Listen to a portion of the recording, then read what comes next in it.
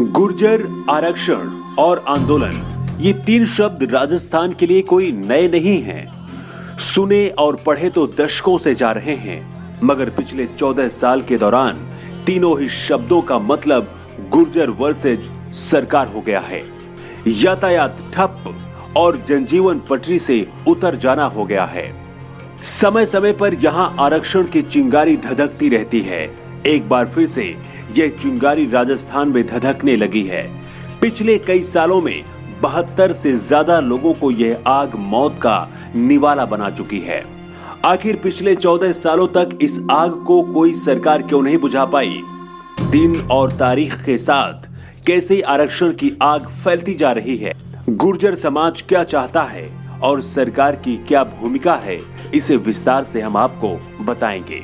देश में आरक्षण की चिंगारी तो आजादी के बाद से ही सुलग रही है, मगर राजस्थान में गुर्जर आंदोलन की चिंगारी सबसे पहले 2006 में भड़की थी।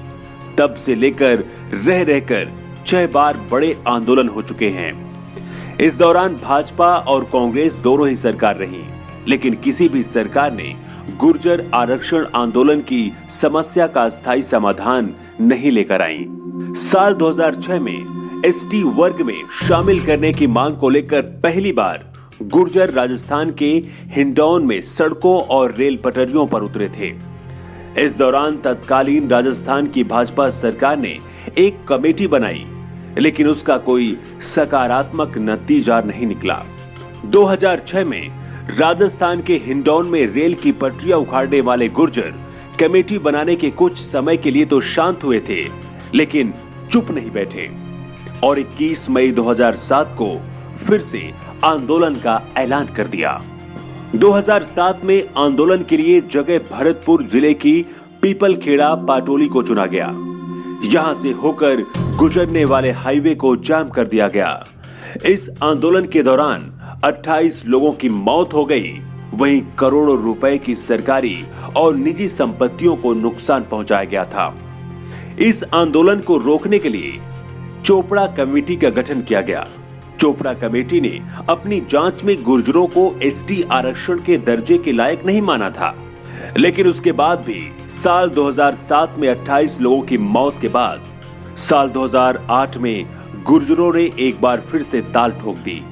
सरकार से आमने सामने की लड़ाई का ऐलान करके 23 मार्च 2008 को भरतपुर जिले के बयाना में पीलूपुरा रेलवे ट्रैक पर ट्रेनें रोक दी।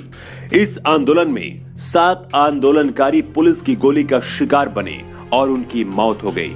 7 आंदोलनकारियों की मौत के बाद गुर्जरों ने दौसा जिले के सिकंदरा चौराहे पर हाईवे को जैम कर दिया।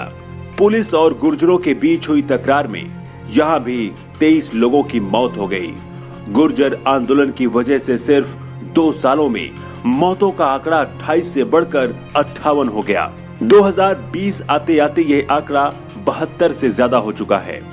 साल 2010 में और 2015 में भी गुर्जरों ने आंदोलन का बिगुल बजाया था।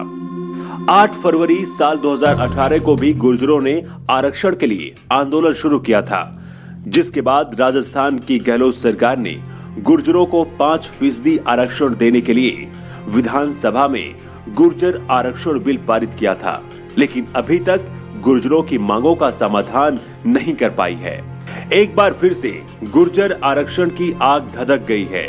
गुर्जर आरक्षण संघर्ष समिति के संयोजक कर्नल किरोड़ी सिंह बैंसला से गहलोत सरकार बात करने के लिए कह रही है, लेकिन बैंसला सरकार से बातचीत नहीं करना चाहते हैं।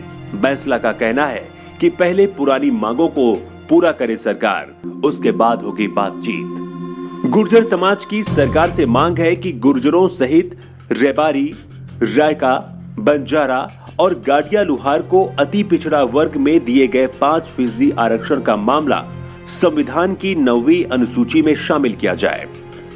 अति पिछड़ा वर्ग का सरकारी भर्तियों में बैकलॉग पूरा करने और देवनारायण बोर्ड के गठन और पिछले आरक्षण आंदोलन में जिन लोगों के खिलाफ मुकदमे दर्ज किए गए हैं उन्हें वापस लिया जाए। फिलहाल गुर्जर समाज भरतपुर जिले के बयाना में रेलवे की पटरियों पर बैठा हुआ है। इस आंदोलन की वजह से अब तक दर्जनों ट्रेनों का रास्ता बदला जा चुका है, वहीं सैकड़ों रोडवेज बसों का संचालन बंद कर दिया गया है। राजस्थान के कई जिलों में इंटरनेट सेवाएं बंद कर दी गई हैं। वहीं गहलोत सरकार ने राजस्थान के 8 जिलों में रासुका लगाकर बैसला को घेरने का चक्रव्यूह रचा है। ऐसे में अब देखने वाली बात यह होगी कि सरकार और आंदोलनकारियों के बीच इस संघर्ष को लेकर क्या हल निकलता है। Bureau report, new times.